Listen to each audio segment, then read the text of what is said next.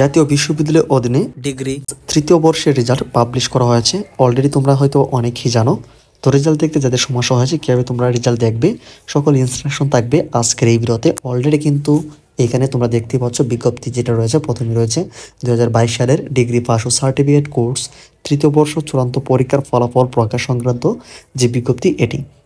তো এখানে সকল ধরনের ইনস্ট্রাকশন রয়েছে, এমনকি তোমরা কীভাবে একদম খুব সহজে মোবাইলের মাধ্যমে তোমরা এই রেজাল্টটা দেখতে হবে। একটা হচ্ছে অনলাইনে তোমরা মার্কশিট সহ সকল রেজাল্টগুলি কিন্তু দেখতে হবে বা কালেক্ট করতে পারবে। তো দুইটা প্রসেসে আমরা আজকের এই ভিডিওর মাধ্যমে দেখানোর চেষ্টা করব। আশা করছি সকলের জন্য আজকের এই ভিডিওটি অনেকটাই হেল্পফুল হবে। তো আমরা প্রথমত এই যে এখানে নোটিশটা সেটা আমরা একটু ওপেন করে দেখছি, এখানে কী কী ইনস্ট্রাকশন রয়েছে, কীভাবে তোমাদের রেজাল্টটা দেখার জন্য সকল বিষয়গুলো কিন্তু এখানে রয়েছে। তো আমরা এখান থেকে এটিকে ওপেন করে নিচ্ছি।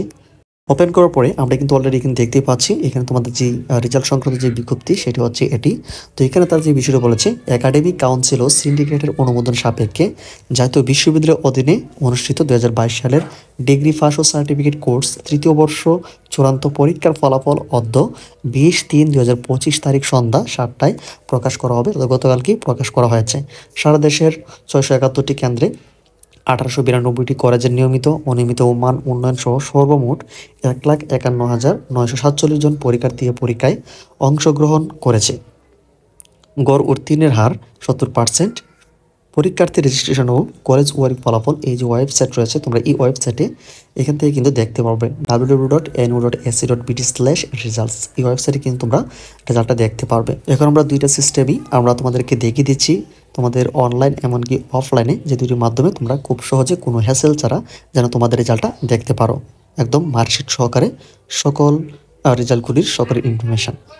এছাড়া কিন্তু আরও সহজভাবে কিন্তু তোমরা এই যে জাতীয় বিশ্ববিদ্যালয়ের যে মেন ওয়েবসাইট রয়েছে এখানে আসলে কিন্তু তোমাদের রেজাল্টটা তোমরা দেখতে হবে খুব সহজে। কারণ হচ্ছে প্রথম সেকশানেই তোমাদের সেই রেজাল্টের যে আর্ট চ্যাপ্টার রয়েছে সেটা কিন্তু তোমরা পেয়ে যাবে। তো এখানে আসার পরে আমরা এখানে দেখতে পাচ্ছি রেজাল্ট নামে একটি কর্নার রয়েছে, এখানে আমরা ক্লিক করছি। রেজাল্ট কর্নারে ক্লিক করলে এরকম একটি উইন্ডো ওপেন হবে। এখানে বেশ কিছু ইনফরমেশান দিয়ে রেজাল্টটা দেখা যাবে খুব সহজে। তো আমরা এখানে দেখতে পাচ্ছি এক্সামিনেশন নেম, এখানে ডিগ্রি থার্ড ইয়ারের যেটা কিন্তু এখানে বাই ডিফল্ট ভাবে রয়েছে। তো এখানে যদি ক্লিক করো তো দেখা যাচ্ছে এখানে থার্ড ইয়ারের যেই এটা কিন্তু ইনস্ট্রাকশনটা এখানে রয়েছে। তো এখানে পরবর্তী হচ্ছে গ্রুপ নেম, তোমাদের কি গ্রুপ রয়েছে সেটা এখান থেকে সিলেক্ট করে নিতে হবে। ফার্স্ট অফ অল বিএ হলে বিএ দিতে হবে, বিএসএস হলে বিএসএস, বিএসসি হলে বিএসসি। তো এটা তোমরা অবশ্যই সিলেক্ট করে নেবে। তো আমরা বিএসসি সিলেক্ট করলাম। দেন হচ্ছে এখানে রেজিস্ট্রেশন নাম্বার, তো এখানে একটি রেজিস্ট্রেশন নাম্বার দিতে হবে যেটা তোমরা পরীক্ষার সময় ইউজ করেছো বা তোমাদের ডিগ্রির যে পরীক্ষার যে রেজিস্ট্রেশনটা ছিল সেই রেজিস্ট্রেশন নাম্বারটা এখানে দিতে হবে। তো আমরা এখানে রেজিস্ট্রেশন নাম্বারটা দিয়ে দিচ্ছি। তো রেজিস্ট্রেশন নাম্বারটা দেওয়ার পরে এখানে তোমরা দেখতে পাচ্ছ এক্সাম ইয়ার, এই এক্সাম ইয়ারের জায়গায় এই বক্সটাতে তোমাদেরকে এক্সাম ইয়ার দিতে হবে, আর সেখানে অবশ্যই 2022 সালটা এখানে সিলেক্ট করে দিতে হবে। এখানে তোমরা এই যে 2022 এটা তোমরা এইভাবে সিলেক্ট করে দিবে। তারপর তোমরা এখানে দেখতে পাচ্ছ সার্চ রেজাল্ট, এখানে সার্চ রেজাল্টে ক্লিক করলে কিন্তু তোমরা তোমাদের ফলাফলটা তোমরা খুব সহজে কিন্তু পেয়ে যাবে।